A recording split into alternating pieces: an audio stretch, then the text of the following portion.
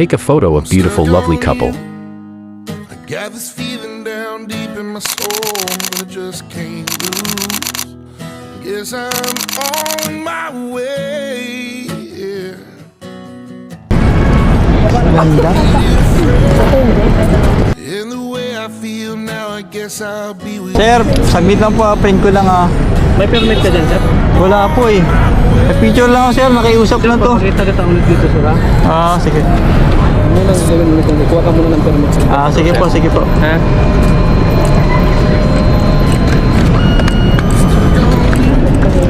Hindi ko lang sa kanila sir, nakiusap lang, pa-picture. Wala sa sunod, sir, ha? Opo. Tingin lang ko ng ID mo, sir. Yan na po. Sa Luneta ka, sir? Hindi po. Sir, vlogger lang po. Vlogger kayo? Opo. Binablog niya lang, sir. Sige, sige, sige. Hindi ko kami nagpapabayad. Sabihin mo sunod, sir.